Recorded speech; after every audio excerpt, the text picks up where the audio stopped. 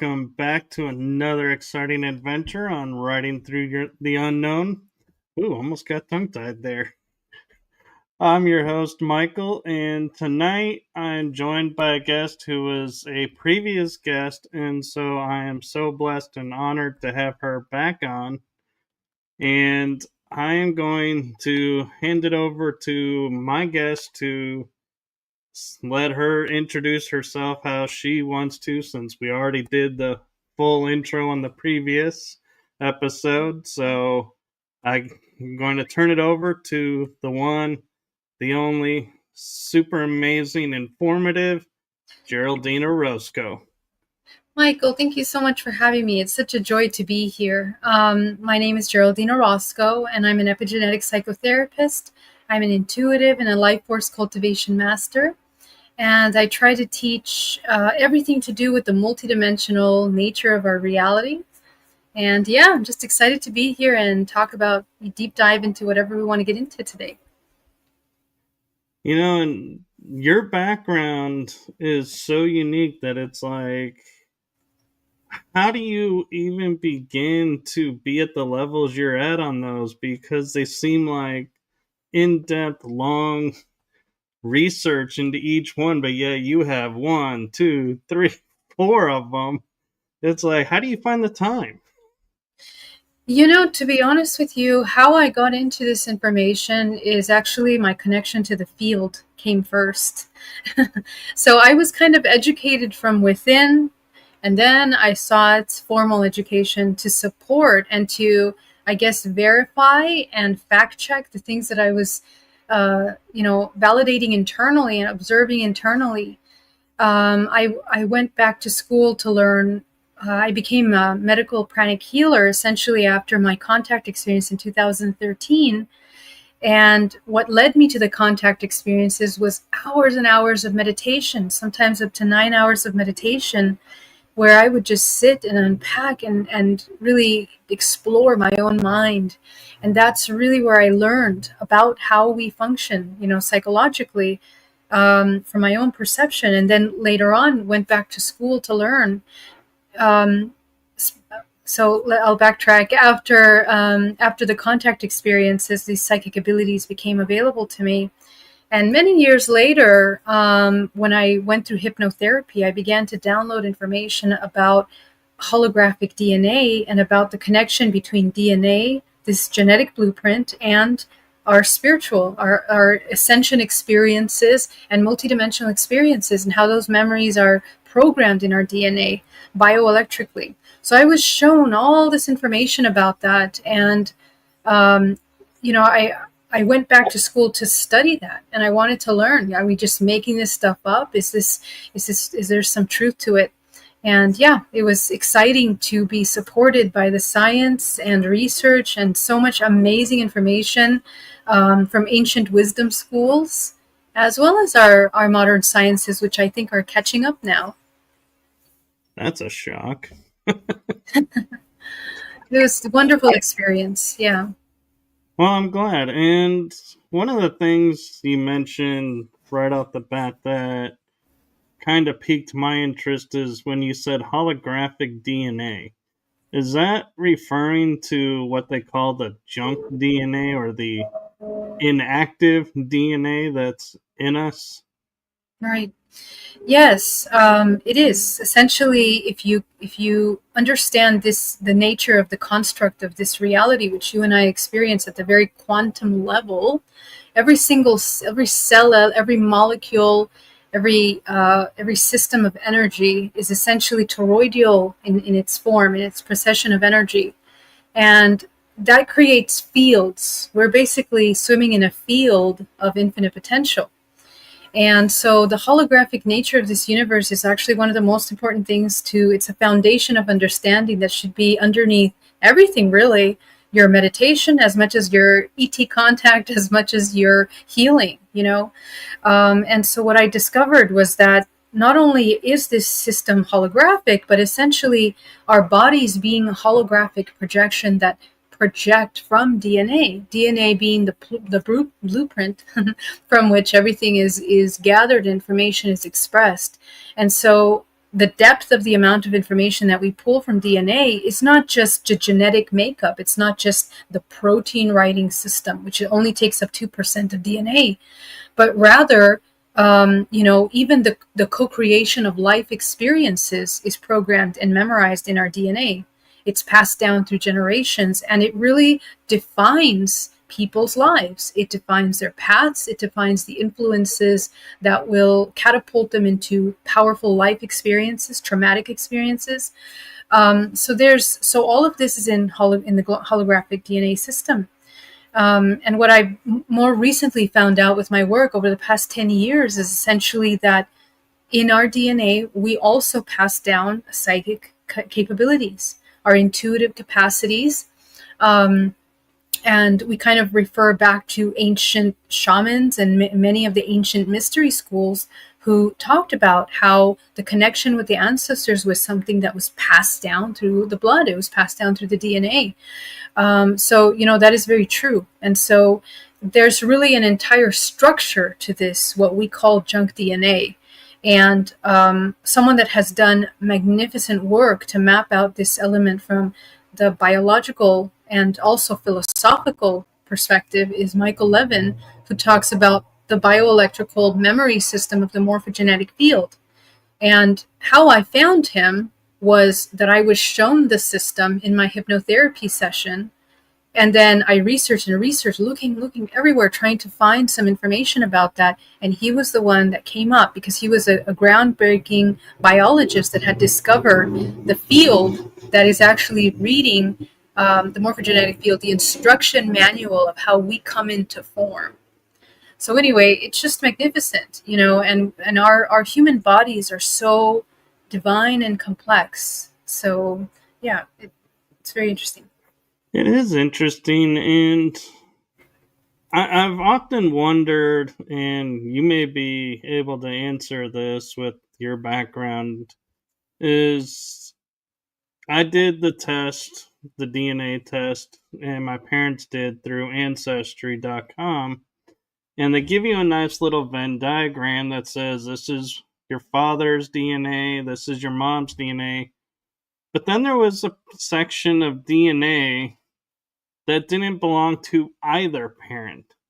Mm. And so is that what they call, the dormant DNA from ancestors? Or is it like star DNA that showing up this way and they don't know how to map it? So they just say, okay, it looks like it's closest to this region, so we'll put it over here.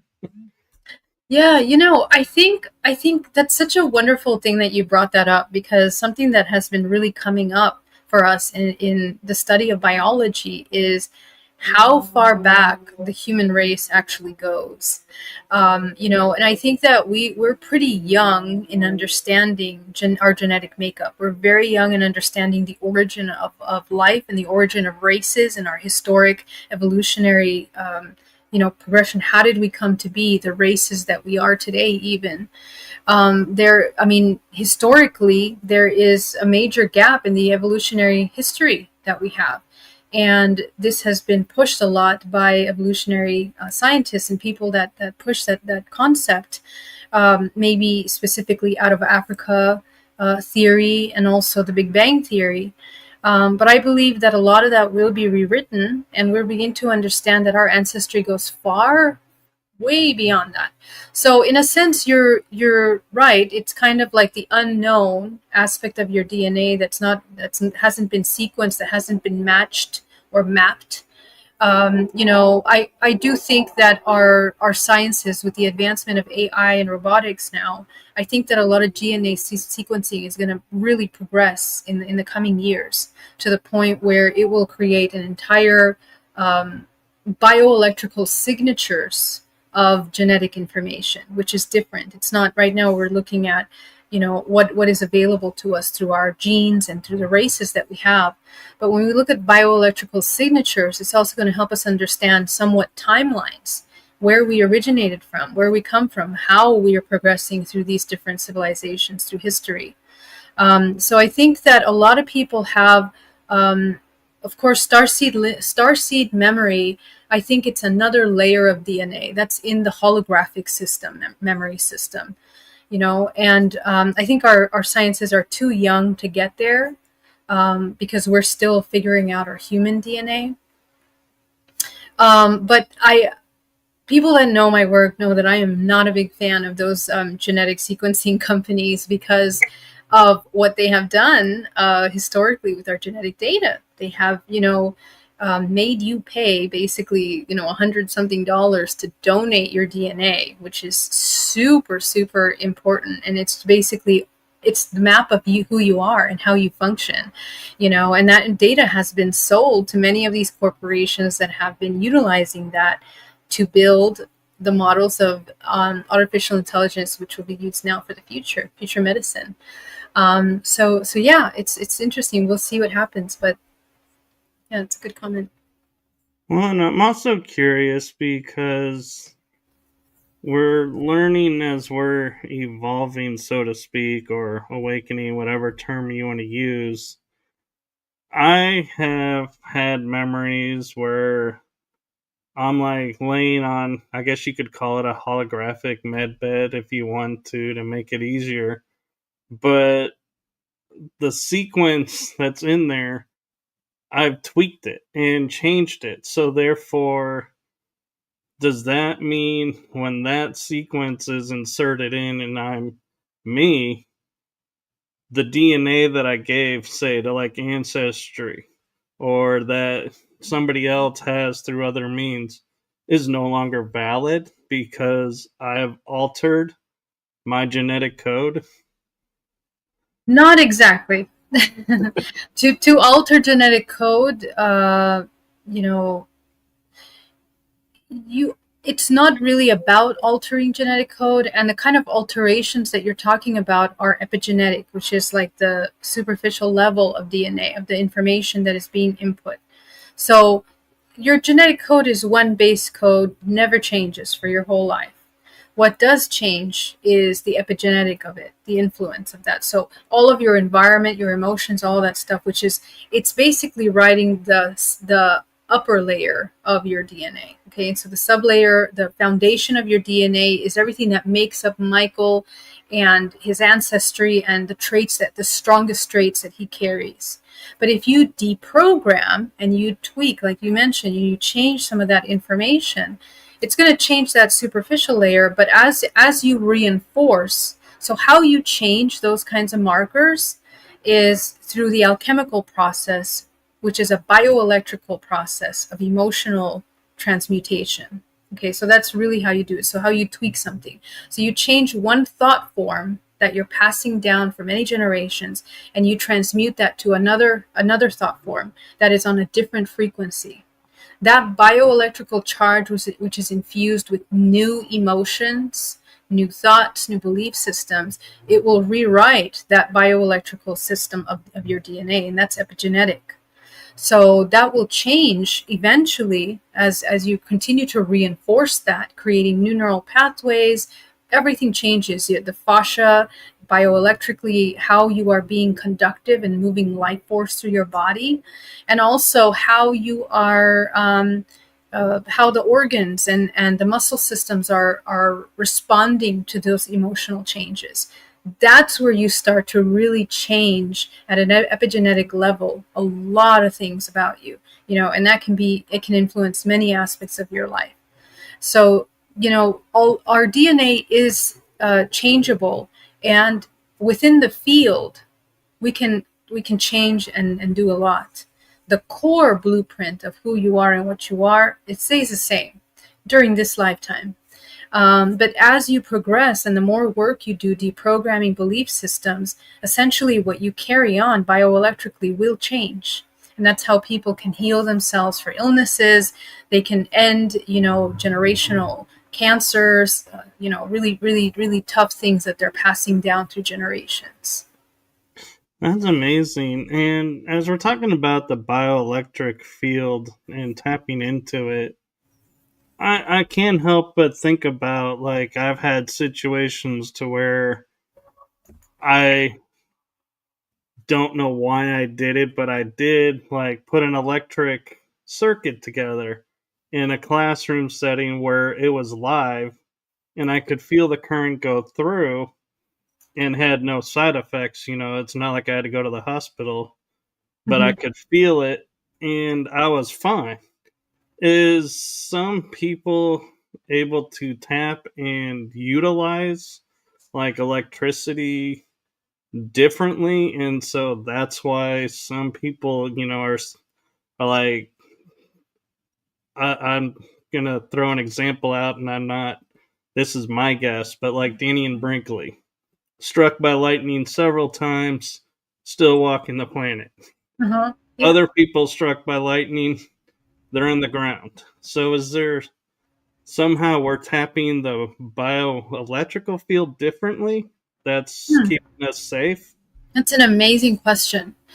So the bioelectricity that the body produces, it's different than AC, electricity, or electricity from, what's it called? Struck by lightning, for example. Um, what the kind of bioelectricity that we're really talking about is when we produce and we can move life force. You see, we are pure life force, and the way life force moves through the body is through the main energy centers, which we know as chakras. So these chakra systems are producing electricity. What creates an output of electricity is emotions, actually. That's why our emotions are so important. So this frequency is a lot more delicate. It's a lot more etheric. It's a lot more. It's a different kind of creative potential, but it creates a ripple effect in everything, in the subtle realms of your relationships. It creates a magnetic field in terms of who you're attracting, the kind of experiences you're going to have. So it's a extremely powerful creative potential. But when we talk about electricity from the earth, that's a whole different kind of electricity. Now, um, those kinds of events, like for example, Danny and Brinkley being struck by lightning, those kinds of events, it depends, and it's really, really mostly based on his contractual agreements for the experience.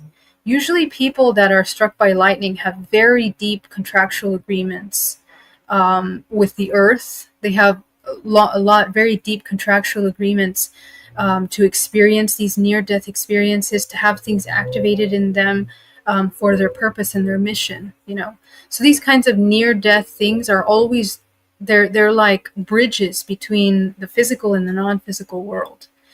They have a different quality to them, a different design, and that's very embedded in the DNA of the person, because these are agreements that are made even before they are born, and maybe even generationally.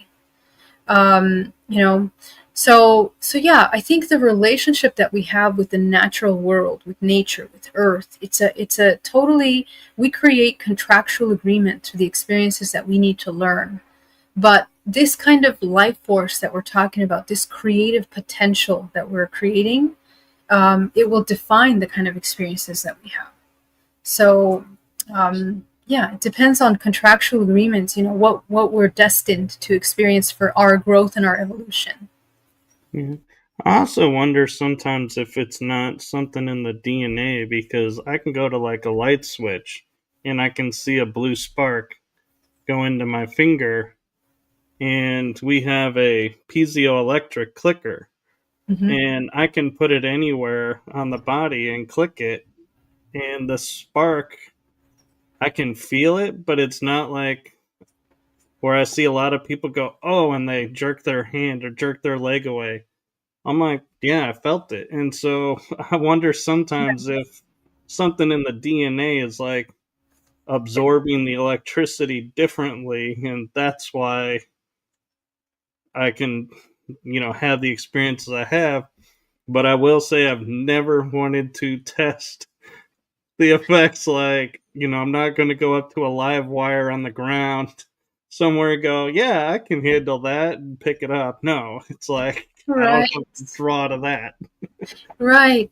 Well, yeah, sorry. And let me get to the second part of your question, which is perfect for this follow up that you're bringing up. Exactly. Is that when we are super highly conductive, how do we become highly conductive? It's based on our vibrational frequency. Again, how you're moving life force through the body. So the more you move life force through the body, yes, you move energy, including electric energy, in a you affect it.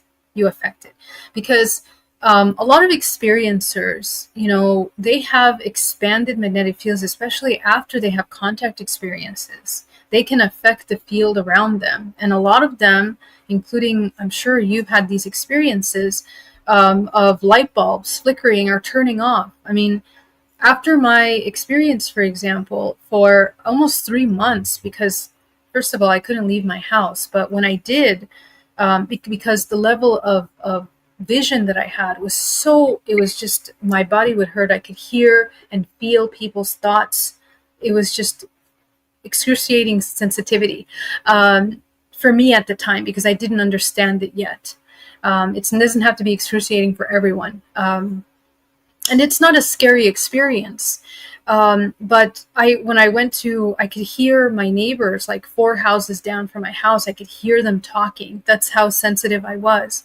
And when I would drive, the lights on the street would all turn off after I would pass them. They would just turn off, off, off, off, and then they'd turn on. They would flicker.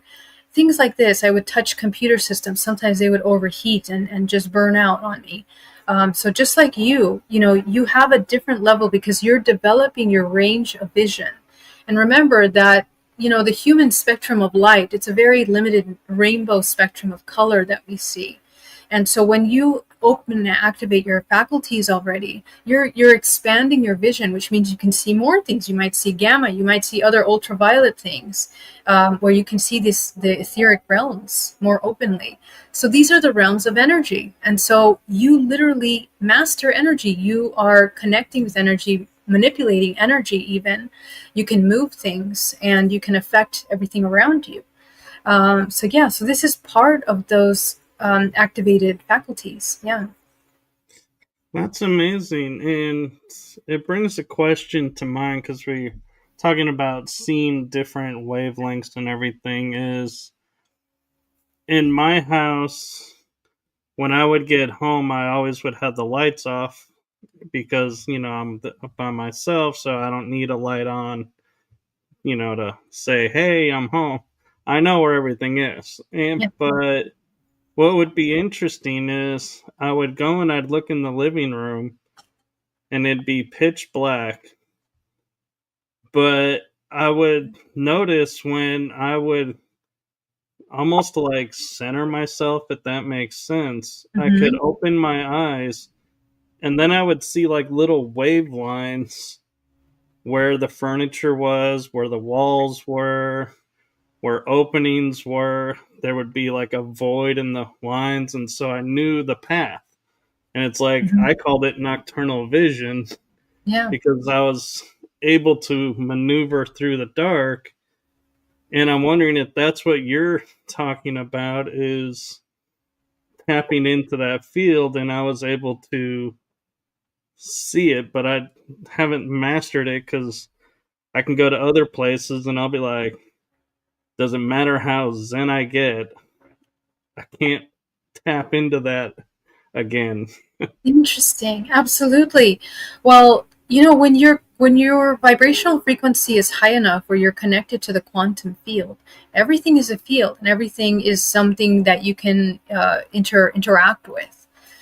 So I experienced the exact same thing as you, and I have many experiencers in my group and also students that experience that.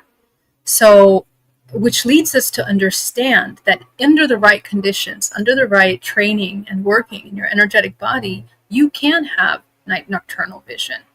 I like cats, for example. Cats have this very interesting nocturnal vision, and you know you can sense that they see things in the empty space that you might not be paying attention to.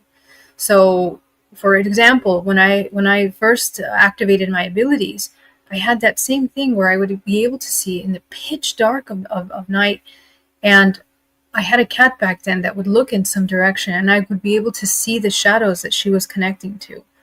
So I think that the beauty of the human is that we think we live in this one dimensional world where everything is just physical. What's happening right now as we're entering into period 9 is that we are becoming more multidimensional, and our DNA is activating in a way that, because of the vibrational frequency of this universe that is moving faster, the veil is thinning, which means that we can expand the spectrum of visibility that we have, which also means we can affect matter and energy in more masterful ways. So, yeah, it's just a matter of learning how to do that. And it's interesting you bring that up because I was talking with a guest last night on another show of mine that she was mentioning like the Schumann resonance is off the charts Yeah. because the new Earth is entering on top of our current Earth. So the energy is sparking and going out crazy. And I said, they told us in the future the veil will become so thin we'll be able to see our loved ones who are on the other side. Yeah. And I couldn't help, and I asked her, and she kind of agreed that yeah, we're going to be able to go and physically be in space with our loved ones where they are, because the veil is basically going to disappear as they merge. Is that your feeling, or do you have a different take on what's going on? Well, similar in absolutely in some ways. First of all, I don't believe that a new Earth is just emerging from here. I think that you see, each individual is projecting and co-creating the reality that we're experiencing together. So I feel that the person that begins to change their frequency, change their programming, activate their abilities, they're going to experience a completely different timeline than a person that is not. So I do feel that we are sharing a space with that, and that's just the nature of this dualistic environment in which, this incarnation is dualistic in a third dimensional realm. And it's dualistic for a reason. We have to learn how to transcend our limitations, the belief limitations that we have. But in addition to that, the planet Earth is deeply, deeply connected to the movement of the sun, okay? Because our planet Earth is a conscious organism, it's a living being. Every single planet in the solar system is a living organism of consciousness. And the sun, essentially, the sun is not what we think it is. We think it's a hot ball of light that's just, emitting and a gravitational pull, but it's actually a portal that also functions like an antenna. And that antenna is picking up the frequencies of this ascension. The entire universe is spiraling in an ascending motion. So ascension is inevitable. It's every single molecule in this universe is ascending, whether you like it or not. It just matters whether you come into resonance with that ascension. And the more you do come into resonance, the less suffering and the less difficult that transition is going to be for all of humanity. So the less resistance that every organism is in to that constant ebb and flow of this moving universe, this is where we experience more bliss, more joy, more peace. And with that comes the activation of higher faculties. Again, because the veil is thinning, what does that mean? You have to thin your veil, and you also have to look beyond the veil. And that requires certain preparation. Our core values need to change to be in harmonic order. They need to change to be aligned with the laws of the universe. This is the only way to, as this human body, progress through these massive changes that are happening. And what changes? The sun.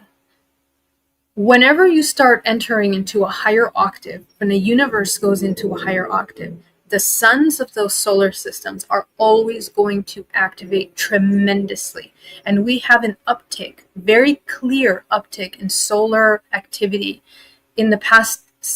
Maybe it most powerful has been in the past 4 years. I mean, we've had M class, we've had crazy solar activity. Every single time that happens, it's also a symphony of energy movement with the moon, with the planetary alignments, and we are very affected by that. The heavier you are, the more you can't move your energy, the more you're going to feel these changes. And so, the invitation is that you become more light.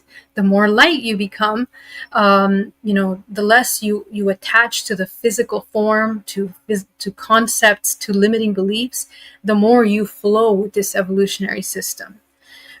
There is also an activation of DNA that is happening, extremely powerful to understand. And this goes really deep in understanding the physics of the sun in our plasma. We exist because of the sun. It's from the sun that we get our DNA, our blood, our makeup. The morphogenetic design of our human bodies is specifically designed after the geometric construct of the sun. And that means that the gateway for evolution for each human is through the heart. When the human is able to expand and utilize the heart in order to experience coherence, which means connection with everything, that is when we come into harmonic order and we activate higher faculties, intuition, telepathy, self-healing, which is essential that we learn how to heal ourselves. We can telekinesis. I mean, there's many kind of activities that we need to start training as a human race right now. And so our DNA is changing to accommodate that. And the changes of DNA in the plasma, they are, every time there's major solar activity, certain humans are going to be experiencing it gradually, more and more.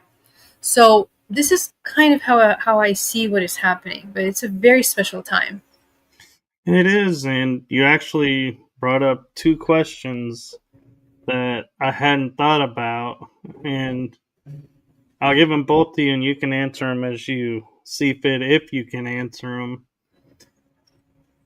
First one is, I remember reading about some doctors who were doing heart surgery on a patient, and when they moved the heart, they found violet flame behind the heart. So Wow. is that like our connection to the sun is through that violet flame? And the second question I had that came up is, as we're talking about the sun, giving us messages and helping us ascend and everything, the butterfly that recently appeared on the sun that was huge. Was that like the message to say to everybody, hey, you've gone from the caterpillar, now we're becoming the butterfly stage? Absolutely. I mean, well, the thing is this: we are creatures of symbols because the language that we speak is frequency. So whenever there's a frequency, there's a message behind that. So, the form of the butterfly has very profound ancestral roots in us. It has ancestral memory, which is it's a basis of morphogenesis.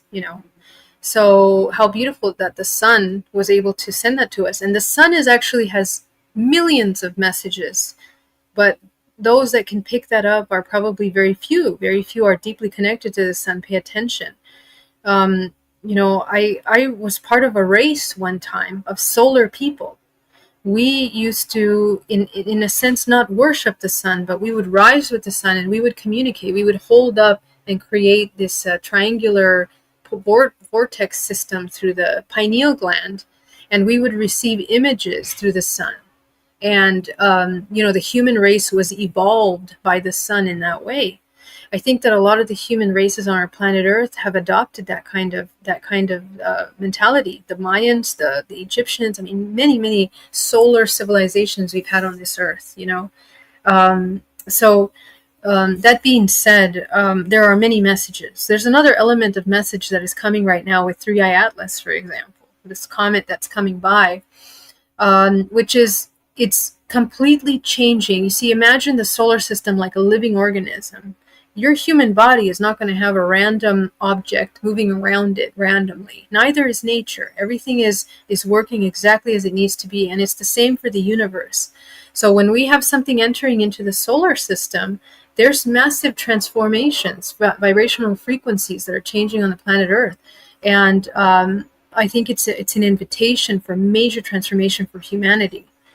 We, in 2017 in my hypnotherapy, I was shown that certain a wave of hybrid children with the name of reconnaissance, from a craft named reconnaissance, were going to be seeding back on Earth, and it was going to happen after Pluto goes direct. And how I said it was the Plutonians are coming, the Plutos are coming, because it is a wave of consciousness that is going to hit the planet Earth that will completely wipe us into another level of consciousness. You know, so we got to pay attention to the children, because their DNA is coded by the sun, is elevated. And it's also going to be a new science to observe in our solar charts what kind of activity the sun was having on the day of your birth. That's going to tell you a lot about your mission. It's going to tell you about the work that you're doing here, because the communication with the sun will become stronger than ever before. What was your other question, Michael? I'm sorry. Now I forgot about the other. About the violet flame behind the heart. Yeah, and I really want to answer that one, because the violet flame,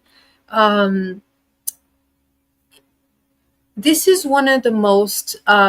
So the violet flame is essentially what the field is made up of. Okay, every single molecule, and this was discovered by the Heart Math Institute, has an element of violet light within it. Every cell, every molecule, every atom in this universe, from the space to the earth, has this violet light. And so it is the field in which we connect to. So there are many ancient practices in Taoist, in Chinese medicine, in Qigong practices, where they cultivate life force specifically to cultivate the ability to access violet light through the heart and through the pineal gland. So it's interesting that you mentioned that, they found it in the heart. I don't know how they might have discovered that. Was it in the cellular structure of the heart, or how did they discover that? From what I remember reading is they were moving the heart to check something, and then they noticed this violet flame in the body, and so they were like, what is this? They didn't know what it was, and they were just they just said, we saw this violet flame here, and it's like, I guess they put the heart back and did what they needed to do, and was like, well, right up we saw it, but they never really said what it was for or what it was. Okay, And yeah. it made me start to think too, is we talk about the divine spark that we have, Mm-hmm. and we can make it go bright or we can make it go dim. But I wondered, if you're, say you're doing a surgery on your heart for something, if somebody wanted to see it and douse it, would that cause you, major harm, maybe cease to exist? No, yeah, Or, no way. well, Because, sorry, go ahead. I was going to say, what would happen if it was doused? Because we don't even know how it started. Exactly. These are intangible fields. These are etheric fields. And to create an energy system that would produce a violet light on that level that was visible, which has been shown. I have an entire book on research on Tibetan monks that have been put through all kinds of little experiments to figure out what they do bioelectrically when they meditate. And they found many times in the energetic field of the monks would be an entire layer of violet light around their body. Okay, and at the cellular level in the brain, the graphs, the brain scan graphs, were able to capture these gamma rays that would produce violet light, and that was a product of the amount of gray matter that they were growing in the brain. So anyway, the violet light as a frequency is something that we produce the more conductive we become. How you become conductive, again, cleaning the energy field. And we are a toroidal energy system, and so is the heart, by the way. The heart is a vortex, which takes me to my whole other concept, that the toroidal system of the body and the heart, everything is fractal. The more it begins to spin, we become centripetal. The more bioelectrical we become, more conductive, we have access to the violet light. Not only do we begin to see the violet light in meditation, a lot of my students see this entire field up here, violet. You have to continue to develop that. In Taoist practices, we practice the universal cycling of life in the body, where we transmute energy from the spine up into the pineal gland and back down with the tongue to the roof of the mouth, because this circular energy system is the conductivity channel of life force. And so the more you open up the blocks from the chakras, which are emotional and thought form blocks, this is how you can access that. So this person, whoever had the violet light in the heart, I mean, absolutely was working with, had some knowledge, at least somewhere, where he understood how to move energy in a way to produce from the heart, because the heart is a vortex again. And so that's a pretty interesting article that you read. I would love to read that sometime and learn from it. Yeah, unfortunately, that was like the 80s, so I doubt I could put my hands Okay. on it anytime soon. But Yeah. Oh, yeah. But sorry, to answer your question, it can never be eliminated. Because again, in order to produce that level of conductivity, it's a structural energy system that is built over time. So you can never break that down, just like your existence, the value of your existence. You cannot erase that. You can't tweak that. It is just embedded in the layers of the universe, the intention of the energy around you. I mean, it goes really deep. Yeah. that's really cool to know, and actually, it gives a lot of peace of mind too.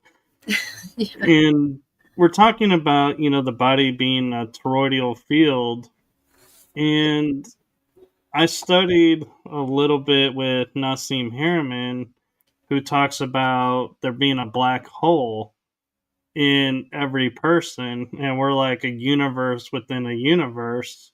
Mhm. Yeah.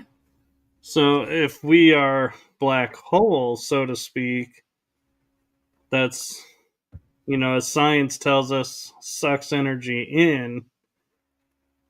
How, is the toroidal field coming from that black hole, or are those like two different forces that are making us what we are? Actually, we contain both white and black hole energy and structure in our biology, in our etheric biology. Okay, so we're made up of black and white holes. Essentially, every single one of the chakras, depending on how they're spinning, the direction in which they're spinning. Masculine energy is the giving energy, it's the depletion energy, extraction. Feminine is the receiving energy.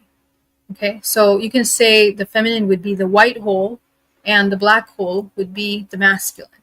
So we actually have those within our body. Our chakras are those systems of energy. Now, the energy you put out more will define whether you are the one that is, being a parasitic system where you are just, taking everything from outside and you become a black hole, or you are a white hole, which you then express and you co create in this universe. There's not really any right or wrong with either of those states of being, but one of them will be a stronger contrasting experiences. You will experience more within the construct of contrast, and so yeah, so it's a choice what you want to experience. I also see that this entire solar system, this universe, is essentially in a black hole, actually. And it's interesting because I also see that there is an Earth that exists in the white hole universe, and we also exist there. A parallel aspect of ourself is living there. So yeah, and I think that well, I'll stop there, and you can tell me where you want to take it because there's so much I could say, but let's continue. Yeah.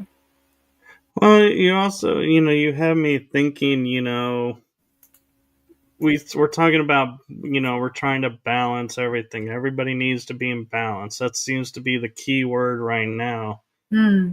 And I know from William Henry and his studies, he talks about the rainbow body that the monks learned, and they could disappear if they wanted to and reappear when they reach that state. And so I'm wondering, Yeah. is that state where they're not a taker, they're not a giver, the white and black hole are in perfect unison, and that's what allows that person to be able to do that, is they're walking like the perfect line, so to speak. Yeah, so that perfect line conceptually would be something called the 0 point, which is the center point of non-duality. It's the point of non-judgmental observation. And that's what I teach in my energy school, is how do we embody the 0 point. It's exactly what we're talking about. So when you balance and you harmonize, let's say all the black hole, white hole energy that makes up your entire system, you don't eliminate any one or the other. You bring them all into harmonic order. Now you enter into something called the 0 point. And that is reflected in the universe. The more that natural systems are in harmony, when we're human race is in harmony with nature, the human life flourishes. Each human flourishes, we come into a more advanced civilization. And that's the direction which I'm hoping the humanity will take. And so in this concept of the rainbow body, for example, that's exactly what it is. Every single one of these chakras, you can say it's a color of the rainbow because it's based on frequencies. And this beautiful body, it's a self-organizing system of energy. So it has an intelligence that most people are just jumbled up colors of light. We're just a mess because we haven't learned how to be aware of our bodies. Our chakras are toroidal fields. Every single chakra is a toroidal field. Every chakra is connected with a dimensional plane, and we can expand and contract that. In fact, we expand and contract it based on the kind of emotions and thoughts that we're running in the back end in the subconscious mind.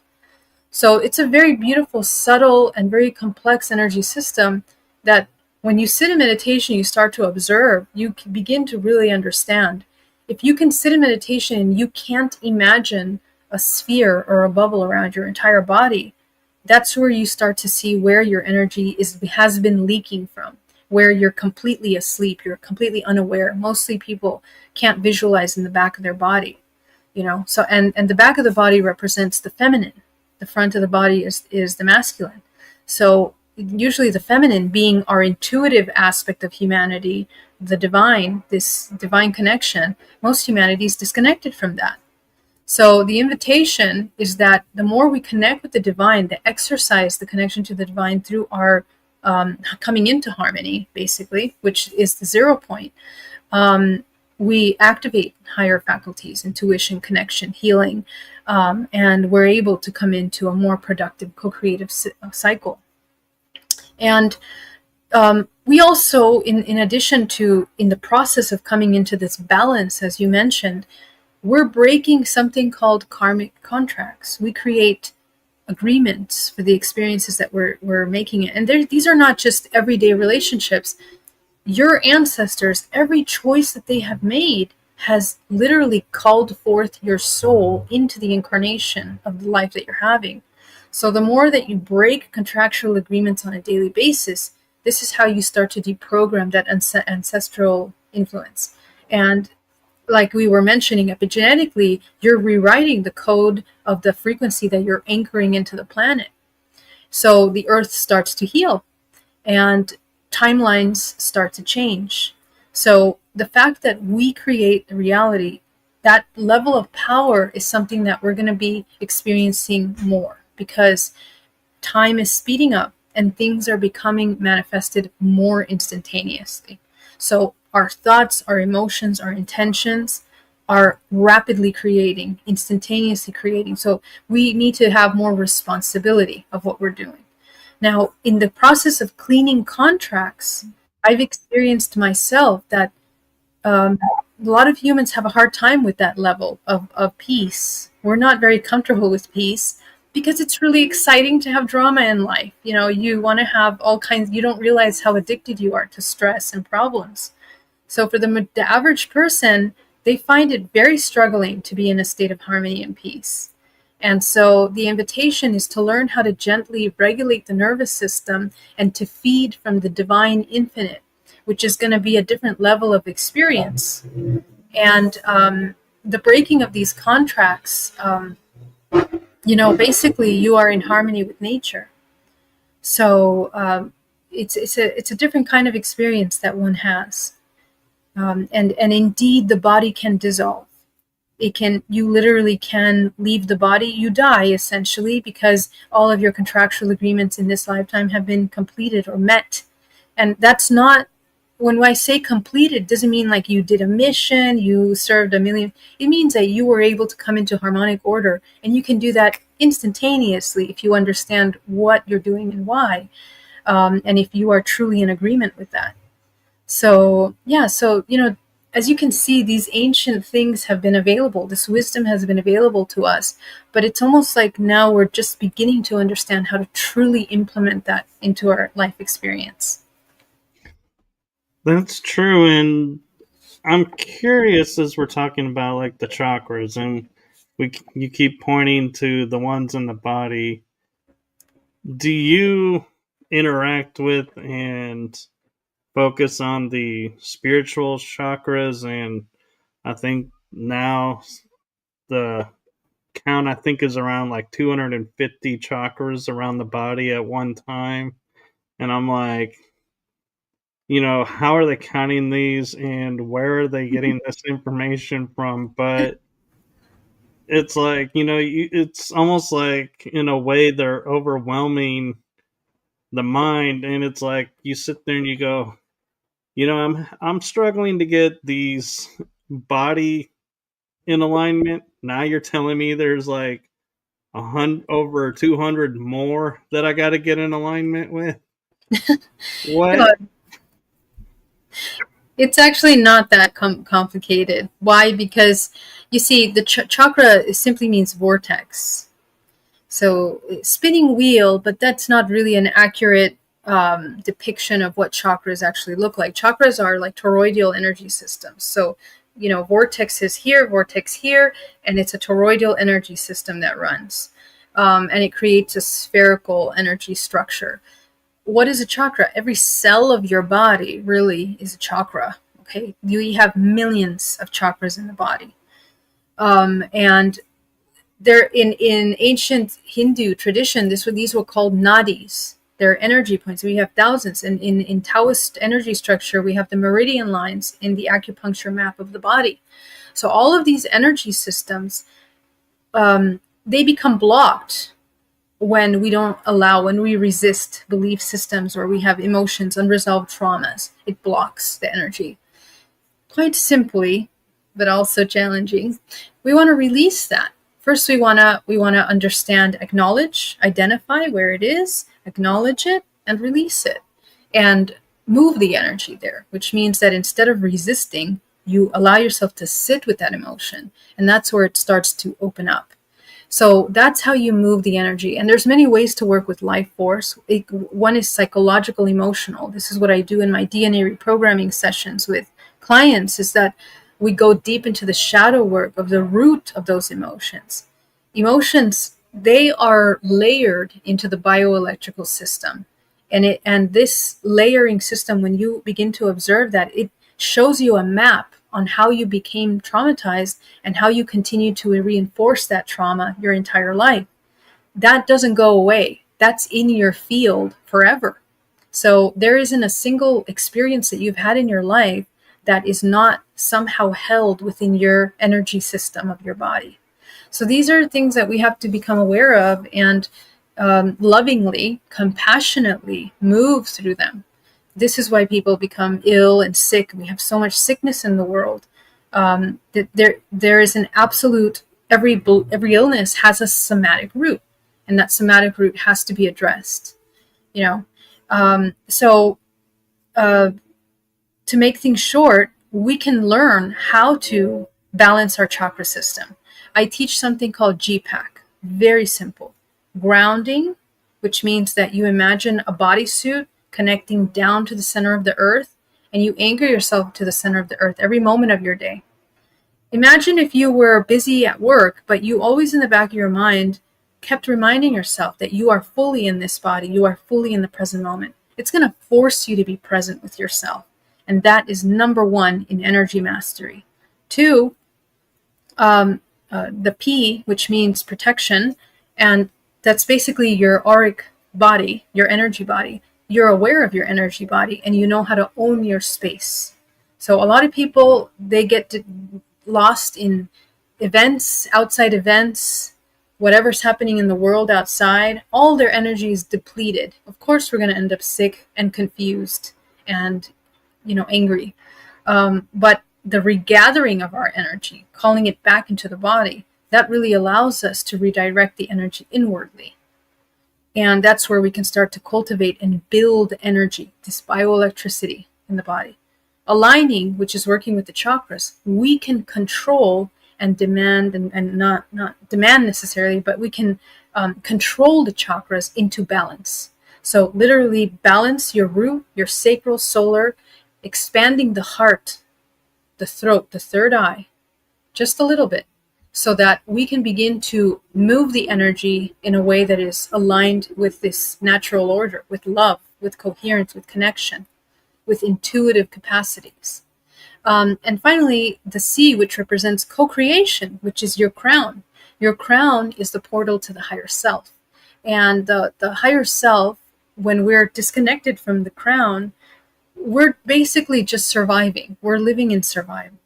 So the actual embodiment of the higher self means that we activate the crown and we see life and ourselves through the vision of the crown. So this is a really simple thing that you can learn to do, and it's level mastery of your energy system. And if you can remember to do that every day, more and more you are realigning all your chakras.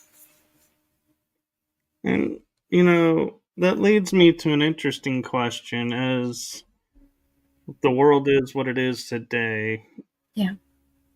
we're talking about able to protect ourselves with energy and learning the energy flow and everything.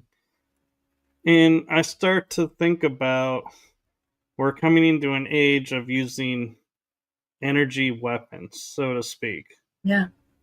If we're able to, like, hypothetically be like Zen state, able to manipulate and flow the energy in balance, and somebody was to say use one on us, would we be able to transmute and nullify it and therefore be like almost immune to it, or would it still have an effect? Yeah, so we absolutely can. And as an experiencer of military abductions, I can attest very clearly to being able to redirect those kinds of attacks. They are psychological attacks, vibrational frequency attacks, and many other kinds that try to intimidate and destroy your foundation of connection to the light. There's a technique called body of glass, which is essentially where you dematerialize your body to see yourself as a light rather than just the physical body. This is one of the most powerful ancient techniques for cloaking, energy cloaking that we have. But, this is something taught by shamans. Not many people know. And there's many other techniques that when you have your bubble around you, and you own your space, it becomes a mirror and everything that comes towards you is bouncing off. But it requires a lot of awareness. And first of all, you have to be aware that you're even being attacked. A lot of people slip into victim mentality and then they have no idea how to get out of that because they're stuck in that. So we have to break immediately from victim mentality and begin to come into the awareness of feeling the discomfort first. Because a lot of people don't want to feel. They just want to hide or numb out. And that is one of the biggest psychological operations that have been done in history, is to intimidate and destruct the human spirit with the manipulation of sexual energy, fear, manipulation, pharmaceuticals, your weakening of your DNA with food, stress, anxiety. That's how you weaken a soul. And so we kind of have to be very aware and mindful and be very diligent to select our awareness every moment. And from there, use these amazing tools that we can use to cloak ourselves from that. Now, this cloaking technique is not meant to be used 24/7. It's only for when you need to just conceal from danger or something that doesn't have your best interest temporarily. It's very important to learn how to master your energy and anchor yourself fully in the body. So that's especially for now. And talking about being mindful, we're actually a couple minutes over the hour. Sorry. Do you have time to answer a few more questions, or do you need to run? I can answer a couple more questions. Yeah. Okay. Yeah. So, one of the questions I have that ties back to you talking about, being a solar being at one point. I have noticed I always was able to look up at the sun, even during the eclipses, and had no effects by the sun. But now, at certain times, I look up to the sun, and it's like my eyes can't see. It's like blinding to me, and I'm wondering, is it because the sun's frequency has gone up and we just haven't adjusted yet to it, or why would all of a suddenly the sun be too bright? Well, I definitely think that there is a lot of, there's a lot of things going on actually. There's a lot of also agendas, unfortunately, to block out the frequencies of the sun affecting humanity. Uh, Weather engineering is one of them. It's one of the ways that they block the rays of the sun. Rays of the sun are information, again. So we need that information. When the human is disconnected from their higher self, it's just the same. When you're disconnected from the sun for a long time, you can't access that information. So weather modification, where they're putting aluminum and all kinds of other chemicals there that block those rays from hitting, you know, that's one thing that weakens the human's connection to the sun. So it can have any kind of biological effect over time, like you're having, weakening it. It's never really a good idea to look at the sun just in general directly. There are certain times of day that we can look at the sun really easily and receive information. Sunrise and sunset are those windows of time biologically, and there's a lot of reasons for that, which I don't have time to go into today. But we have an entire spiritual organic clock that our entire body, even our eyes, the pineal gland becomes more receptive to the information that we're receiving from the sun. And so when you look at the sun at sunset or sunrise, you can pick up that life force and you can heal your kidneys, you can heal your liver, you can heal your stomach, you can heal your body. So, unfortunately, because of the chemicals in the air, because of the chemicals in our food, chemicals in pharmaceuticals, our systems are becoming more weakened to these natural systems of information. So we have to detox in a way to build that strength again. And if not chemically, we need to do it spiritually, right? Clean the energy body so that we can connect with the sun, basically. That makes sense. And the next question I have for you deals with the moon, and I'm not sure where your stance on what the moon is, but I've come across where there was life with no moon, and I've noticed like for the past 2 days, I couldn't see the moon anywhere in the clear sky. But today I was like, oh, the moon's back. And so to me, I wonder, is it artificial, and why is it here now? Did they bring it? Does it have a negative impact on us? Like, is that one of their manipulations to control? Or what purpose does the moon actually serve?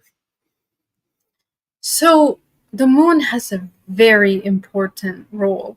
energetically in maintaining balance in the ecostructure of energy of the human race. The moon manages the waters of the planet. It's very important to understand that.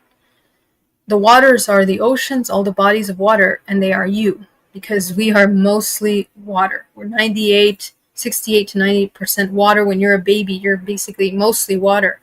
And so it really affects everything. Being a bioelectrical organism of light, that effect of the movement in this 30-day cycles of the sun are essential to moving and preparing for every next octave of frequency that we're experiencing collectively. Now, this system, which is a natural system, natural, I mean, everything is working in harmonic order. The moon must exist for this world because that's how this energy system is balanced. Why? Because our system is dualistic. So we need the moon to maintain some kind of harmonic order in the ecosystem of the planet. It can be weaponized, and it has been weaponized. There have been many nefarious systems that have utilized, not only in the Gregorian calendar, but have also manipulated our time structure in order to distort organic natural order. Our calendar system is upside down in the Gregorian calendar. If we were to come more into harmonic order with natural systems, our new year would be a completely different time. And that we would have 13 months of the year, many other things. Okay, and that's very important because it changes the ability for the human to evolve. You can look at the woman with her menstrual cycle; it's adapted to that. For the women are the vessels that connect to the divine, and they have always been used to be the seers and the intuitive minds of the human race. But what's happened over time is it's become mechanistic, and it's been turned from this 13 to 12 month calendar where it's cut short that connection to the divine. The 13th body is severed. What's the 13th body? It's the connection to the source. So, there's very deep reasons for that. But I think that even though those things have happened, we as a human race right now, we can transcend the negative influences of that because we have to, and we should, and we can. And there's really nothing that limits our ability to connect to our source, no matter what they try to do. And I think that's one of the invitations that we're learning here, incarnating on the planet. So, yes, that's how I see it. But I do believe that there is life on the moon. I do believe every single planet in this system has life, actually, that we can't see. Just we will as we expand our vision, and it'll become more clear the role of the planet and the human race in the coming years. Yeah, I agree, and I still think the best way it was ever said was the movie Contact, where he Yeah, delivers that line of, if God created this universe and we're the only life on it, that's an awful lot of wasted space out there.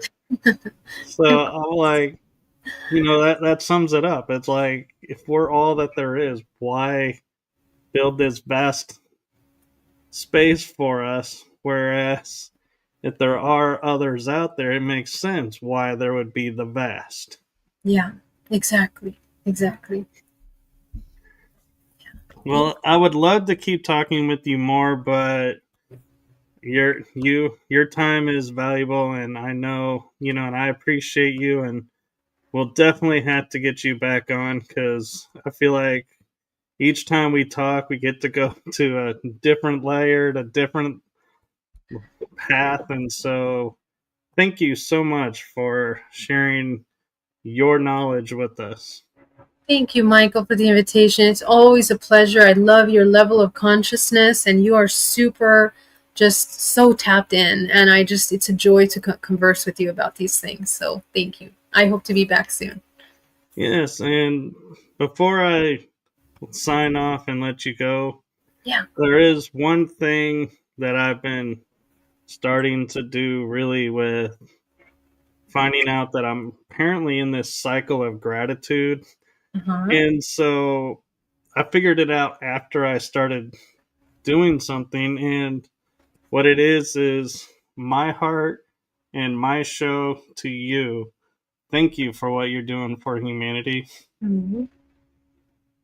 Thank you so much. I receive it and I send it back tenfold, Michael. Yeah, you're amazing. Thank you. Thank you. And thank you to everyone that's watching this. And do stay tuned and follow, like, and subscribe because you never know when Geraldine's going to pop back up. We'll have another one of these great conversations. Much love. And so, with that, I'm going to say goodnight, everyone.